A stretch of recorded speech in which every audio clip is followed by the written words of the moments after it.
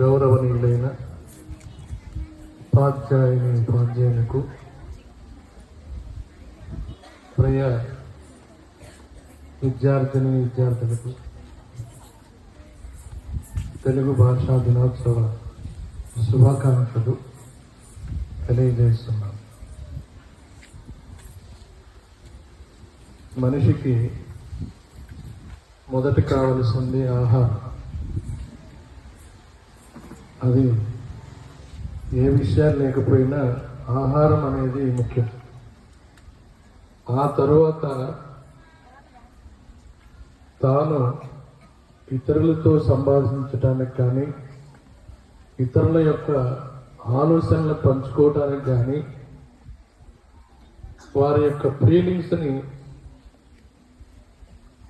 తెలియజేయడానికి ఒక భాష అంటూ ఉండాలి. ఆ భాష ఒక వ్యక్తికి సంబంధించింది కాదు, ఒక గ్రూపుకు సంబంధించింది. అంటే దాన్ని కూడా రాష్ట్రాల వారీగా విభజించటం, ఆ రాష్ట్రానికి మాతృభాష ఏది ఉంటే అది అధికార భాషగా ఉంటుంది, అనధికార భాషగా కూడా ఉంటుంది. సో మనకేంటంటే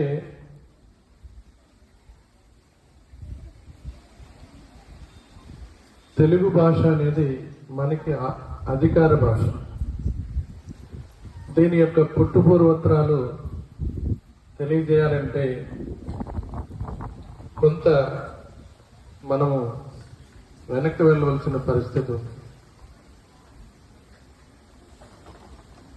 మన తెలుగు భాష ప్రాచీనమైన భాష.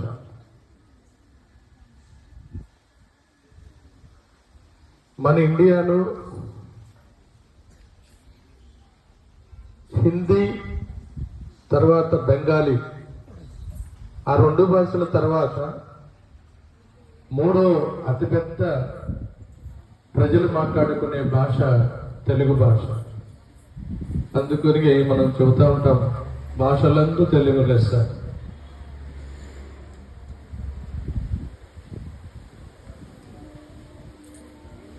దీనికి తెలుగు కవి శ్రీ గిడుగు రామ్మూర్తి చేసిన సేవ వెలకట్టలేనిది. ఈ భాషని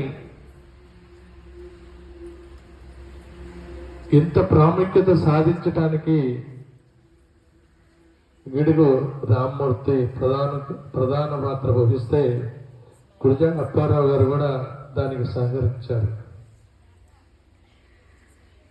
అందువల్ల ఆయన ఎంతో కృషి చేయటం వల్ల ఆయన జయంతి 29 ఆగస్టు ప్రతి సంవత్సరం మన తెలుగు రాష్ట్రాల్లో మరియు కాకినాడ దగ్గర పాండిచ్చేరి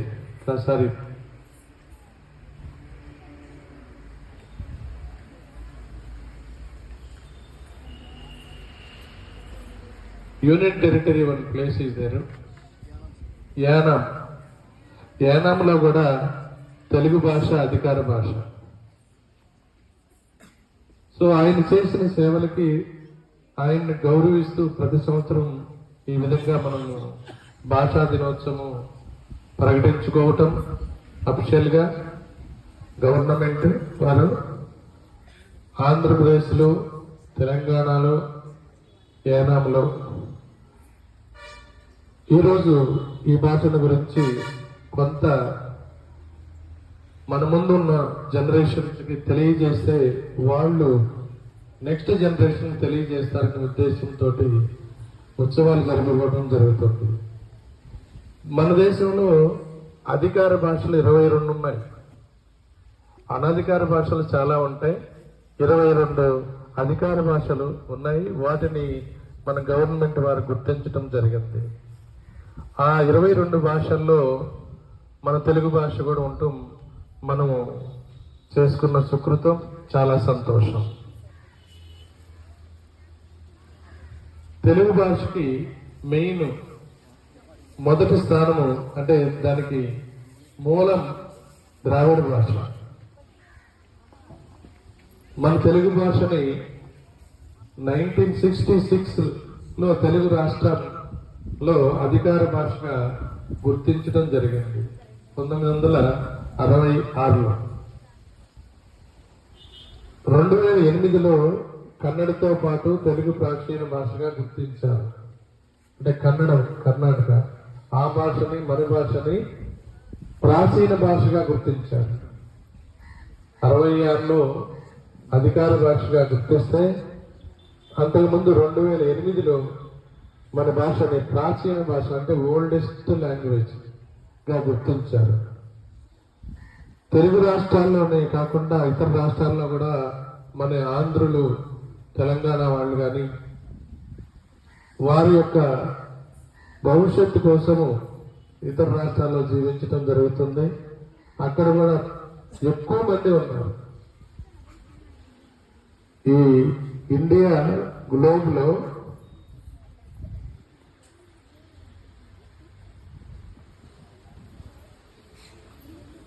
ప్రతి కాంటినెంట్ లోనూ మన తెలుగు వారు ఉన్నారు.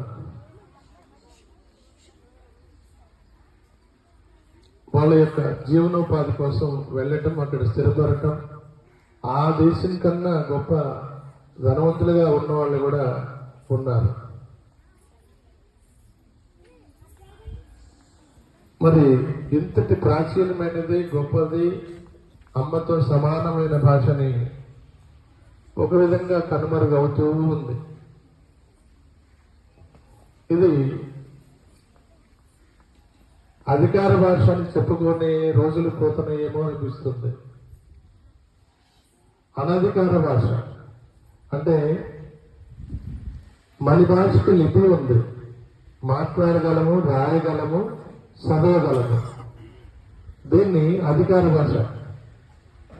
అనధికార భాషలు అంటే మాట్లాడటానికి మాత్రమే ఉపయోగపడతాయి, దానికి లిపి అంటూ ఉండదు. సో మనము ఆంధ్రులుగా తెలుగు భాష నేర్చుకున్న వాళ్ళని మీరందరూ మాట్లాడగలిగితే మాట్లాడగలరేమో కానీ మీరు రాయటానికి వచ్చేదానికి ఆల్మోస్ట్ ఆల్ 80% లిపి చాలా కష్టంగా ఉంది అనిపిస్తుంది మీకు. కానీ మన మాతృభాషకి మనము ఆ మాట అనకూడదు, నాకు తెలుగు రాయటం రాదండి అని. తెలుగు మన మాతృభాష. రాయటము, చదవటము, మాట్లాడటము, ఈ 3 లక్షణాలు ఉన్న వ్యక్తి ఏ భాషనైనా అనర్గళంగా నేర్చుకుంటాడు. మాతృభాషలో బలహీనంగా ఉంటే అన్ని భాషల్లోనూ బలహీనంగానే ఉంటారు. ఆ భాష రాదు, ఈ భాష రాదు, కొత్త భాష అనేది మధ్యలో పుట్టుకొస్తుంది. అదే బౌద్ధ భాష. మీరు తెలుగు రాయటము నేర్చుకోవాలి, చదవటము నేర్చుకోవాలి, మాట్లాడటం నేర్చుకోవాలి. ఈ 3 భాషలు మీరు బాగా డెవలప్ చేసుకుంటే 3 లక్షణాలని మీరు ఇతర భాషలు నేర్చుకోవడానికి అవకాశం ఉంటుంది. ఇతర భాషల్లో కూడా మాట్లాడటంలో మీరు నైపుణ్యం సాధిస్తే మీరు కొంతవరకు బాగా డెవలప్ అవడానికి ఉంది. ఈ భాష మనము మాట్లాడుకుంటూ మన ఫీలింగ్స్ ని స్వేచ్ఛగా, తీపిగా, సంతోషంగా ఎక్స్ప్రెస్ చేసుకుంటూ ఉంటాం. ఇతర భాషలు ఏంటంటే అదేదో జీవనోపాధికి ఉపయోగపడతాయి. ఇంకొక భాష నేర్చుకున్న వాళ్ళం అవుతాం. మనకి ఆంధ్రప్రదేశ్లో పివి నరసింహరావు గారు, ఆయన ఒక్కడే బహుశా 14-15 భాషలు నేర్చుకుని ఉన్నారట. మనం ఒక్క భాషకే మనం ముక్కి ఉంటున్నాం. మరి రెండో భాష నేర్చుకోవడానికి ఏమో చాలా ఇబ్బందులు పడతామంటే చెప్పలేని ఇబ్బందులు పడుతున్నాము. ఆయన 14-15 భాషలు నేర్చుకొని ఆ భాషా పాండిత్యం వల్ల రాజకీయ అనుభవం ఉంది. కాకపోతే రాజకీయంలో ఆయనకంటూ గ్రూపు లేదు, కానీ ఆయన ప్రధానమంత్రి అయ్యాడు.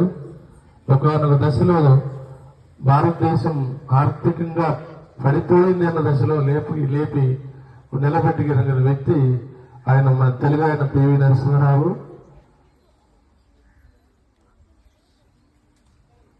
అని చెప్పడంలో అతిశయోక్తి లేదు.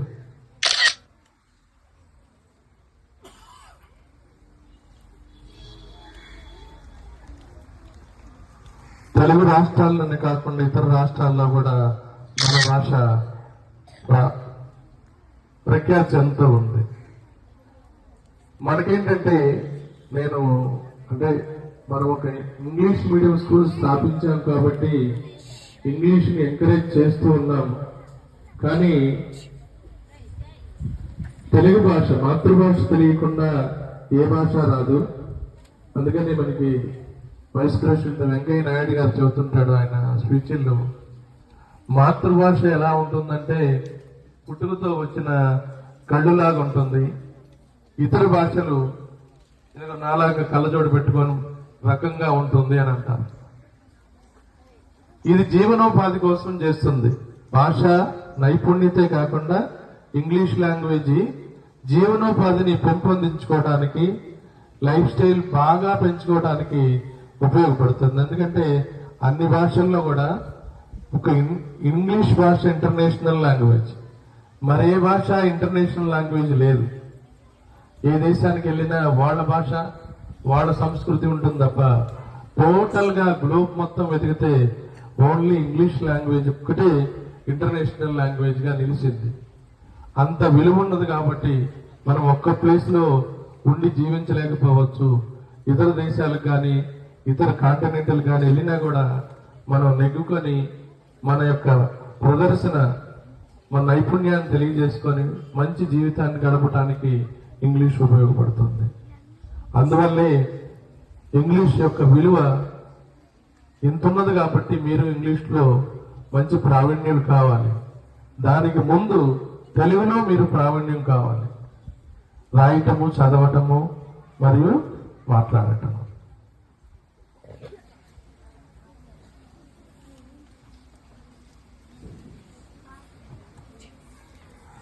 సో మన తెలుగు టీచర్స్ తెలుగు భాషపై మమకారాన్ని పెంచే విధంగా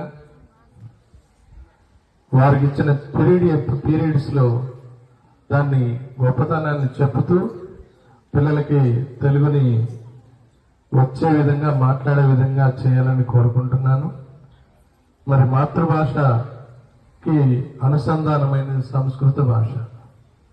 సంస్కృత భాష తెలిసిన వాడు అన్ని భాషల్లోనూ ప్రావీణ్యత.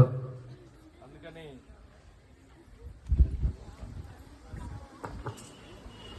సంస్కృత భాష తెలిసిన వాళ్ళు అన్ని భాషల్లోనూ ప్రావీణ్యం ఉంటుంది. సో మనకి ఆ అవకాశం కూడా ఉంది. దాన్ని తక్కువగా చేస్తే మీరే నష్టపోతారు. అందువల్ల మరి మన మదర్ అమ్మ మాతృభాష ఉంది కానీ పితృభాష లేదు. సో ఎందుకంటే మొదటిగా తల్లి గురువు, ఆమె చదువుకోవాల్సిన అవసరం లేదు, భాష వస్తుంది. ఆ భాష మొదటగా నేర్పేది అమ్మ కాబట్టి అది మాతృభాషగా తెలిసింది. మరి చక్కటి వాతావరణంలో మనము ఈ సెలబ్రేషన్ చేసుకుంటున్నాము. ఇక్కడ ఎక్కువ మాట్లాడితే అనేక ప్రోగ్రామ్స్ నిలిచిపోతాయి. మరి మీరు మన తల్లి లాంటి భాషని పెంపొందించుకుంటూ దానితో పాటు మన జీవన విధానానికి అవసరమైన ఇంగ్లీష్ భాషపై కూడా అదే పట్టుతో ఉండాలి. ఉంటేనే మన జీవితము గడుస్తుంటుంది, కానీ లైఫ్ స్టైల్ మారుతూ ఉంటుంది. ఎందుకంటే ఒక్కసారి మీరు ఇంటర్మీడియట్కి వెళ్ళిపోయారంటే బుక్స్ సైజులు పెరుగుతాయి, మరి కంఠస్థం చేయటం కష్టంగా ఉంటుంది. ఆ తర్వాత మీరు ఇంజనీరింగ్లోనూ మెడిసిన్లోనూ, అదే కాకుండా హిస్టరీ చదవాలన్నా, ఎంఏ చదవాలన్నా, పిహెచ్డి చేయాలన్నా మీకు తెలుగు ఉండదు, ఇంగ్లీష్లోనే ఉంటుంది. సో అప్పుడు పుస్తకాలు ఒక మహాభారతం పుస్తకం లాగా తయారవుతాయి. వాటిని అన్ని చదవలేము, కానీ చూస్తూ అర్థం చేసుకునేటట్టు ఉండాలి. అందుకని ఇప్పటి నుంచే మాతృభాషపై గ్రిప్ ఉండాలి, ఇంగ్లీష్ భాషపై కూడా మంచి ఫండమెంటల్ స్కిల్స్ లో ప్రావీణ్యత ఉండాలి. మరి అలా ఉంటూ చక్కగా మీ యొక్క జీవన విధానాన్ని కూడా ఇప్పటికంటే ఇంకా ఎక్కువగా మీ నాన్న మీ పేరెంట్స్ మేబీ ఒక టీచరు, ఒక లాయరు, లేదా ఒక సాఫ్ట్వేరు చదివిస్తున్నారు. మీరు వాళ్ళకంటే ఎక్కువ సంపాదనతో ఉండేది మంచి వృత్తిని ఎన్నుకొని, మరి టీచర్ వృత్తి అంటే మాటలు కాదు, దీనికి ఓర్పు ఉండాలి. కానీ పవిత్రమైన వృత్తి అంటూ ఉంది అంటే అది ఉపాధ్యాయ వృత్తి. ఎందుకంటే సాఫ్ట్వేర్కి వెళ్ళారనుకో, నాకు ఎంత ప్యాకేజీ కావాలని చూస్తుంటారు. కానీ ఒక టీచరు, ఒక శిల్పి, ఇద్దరు నిడారంబర్లు, ఏమి ఆశించేవాళ్ళు కాదు. ఒక 10th క్లాస్ బ్యాచ్ బయటికి వెళ్ళిపోయిందంటే ఇంకొక బ్యాచ్ కోసం చూస్తారే తప్ప వాళ్ళల్లో టాపరు, స్టేట్ లెవెల్ ఉన్న వాళ్ళనే తీసుకోరు.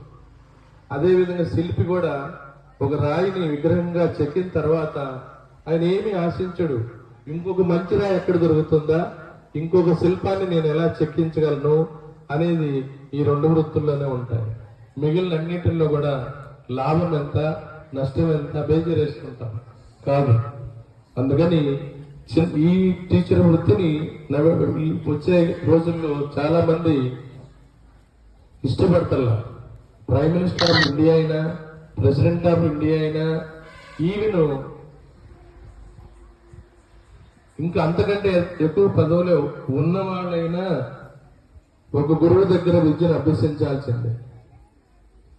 అందుకని దీనిని మనము తక్కువగా చేస్తూ తెలివిగల వాళ్ళు వేరే విషయాలకు వెళ్తూ దీన్ని కొంచెం మనం కానీ నెగ్లెక్ట్ చేశామంటే దేశమే నాశనం అయిపోతుంది. అందుకల్లా ఇక్కడ మీకు క్రమశిక్షణ నేర్పాలన్నా టీచరే, కోప్పడాలన్నా టీచరే, మీరు జీవితం బంగారంగా ఉండాలన్నా కూడా టీచరే. సో మీరు మన టీచర్కి ఇక్కడ కాదు ఎక్కడున్న గురువు అంటే ఆయన మీద అభిమానం ఉండాలి, గౌరవం ఉండాలి, భక్తి ఉండాలి. నేను ఎందుకు చెబుతున్నానంటే మేము అలా చదువుకున్న వాళ్ళమే కాబట్టి, ఒక గురువు దగ్గర మేము చదువుకొని ఉన్నాం కాబట్టి మంచి బుద్ధులు నేర్పుతారు. మీరు కొద్దిగా దారి తప్పితే అరుస్తారు, ఇంకా కొంచెం వస్తే ఒక దెబ్బ కొట్టవచ్చు. స్వేచ్ఛ, ఆ ఫ్రీడము, తల్లిదండ్రుల తర్వాత ఆ స్వతంత్రత, హక్కు ఉంది కూడా ఒక టీచర్స్కి మాత్రమే. అందుకని మంచి బుద్ధులు నేర్పుతున్నారు కాబట్టి మీరు మంచిగా ఉండి మన సంప్రదాయాన్ని మర్చిపోకూడదు. ప్రతి రాష్ట్రానికి ఒక విధమైన సంప్రదాయ సంస్కృతి ఉంటుంది. మన తెలుగు జాతి బిడ్డలని మన సాంప్రదాయం ఉంటుంది. మర్చిపోయేసి నిన్న చెబుదామనుకున్న మగపిల్లలు, ఆడపిల్లలు తెలుగు ఉట్టిపడే విధంగా మంచి డ్రెస్ వేసుకుని రమ్మందాం అనుకున్నా, నేను మర్చిపోయాను. ఒకరోజు మన సంప్రదాయాన్ని ప్రదర్శించాలి. అందరు అన్నయ్యలు లుంగీల్లో ఉన్నారు. లుంగీల కన్నా పంచెలు కట్టుకుంటే ఇంకా బాగుండేది. మన లుంగీ సంస్కృతి తమిళనాడు సంస్కృతి. కానీ ఎనీహో మీరు ధైర్యంగా ముందుకు వచ్చారు. మీకు నా ఆశీస్సులు. పిల్లలందరికీ మంచిగా జరగాలని, మంచి జీవితాలు దేవుడు ప్రసాదించాలని కోరుకుంటూ, మరి ఇక్కడ ఈ స్టేజీ ఏర్పడటానికి నిన్న మీరు వెళ్ళిన తర్వాత ఎంత కష్టపడ్డారో తెలియదు. తెలుగు వాళ్ళు అంటే తెలుగు డిపార్ట్మెంట్ వాళ్ళు, మరి ముఖ్యంగా ఇక్కడ తెలుగు మాస్టరే కాకుండా మన పిఈటి మాస్టర్ రాత్రి 10 వరకు పాపం ఆయన ఇక్కడ ఉండి మొత్తం ఈ రూపం దాటంలో మరి మన పెద్ద పిఈటి అంటారా, చిన్న పిఈటియా? సో నేను కూడా మొదలేపల్లిలో చేస్తున్నప్పుడు పెద్ద పీటీ అంటేనే తెలిసేది, చిన్న పీటీ అంటే తెలియదు. ఇద్దరు ఉండేవాళ్ళని. నేనే పొట్టయితే ఇంకో పీటీ మాస్టర్ నా భుజాలకు తక్కువలో ఉండేవాడు. అందుకని ప్రిన్సిపల్ గారు పెద్ద పీఈటీ చిన్న పీఈటీ అనేవాడు. నా వృత్తి పీఈటీ. ఆ తర్వాత అంచెలంచెలుగా నేను ఇలా బటర్ఫ్లై కానీ ఎలా మార్పు చెందుతుందో అలా మార్పు చెందుతూ వచ్చాను. సో అందరికీ మరీ తెలుగు డిపార్ట్మెంట్ వాళ్ళకి ధన్యవాదాలు. మీరు చాలా చాలా అందంగా హుందాగా ఈ స్టేజీని అలంకరించారు. మరి చక్కగా ట్రైనింగ్ చేశారు కాబట్టి మీ అందరికీ ధన్యవాదాలు తెలియజేస్తూ మరొకసారి ఈ అవకాశం నాకు ఇచ్చినందుకు సంతోషపడుతూ ఈ నెలలోనే నన్ను 2 పాత్రలు చేశారు. ఒకటి 60 years వచ్చినాయని దండలు వేశారు. రెండోది ఏంటంటే తెలుగు సంస్కృతిని ఎలా ఉంటుందో ఒక కండవ కప్పేసి తెలుగు వాళ్ళగా చేశారు.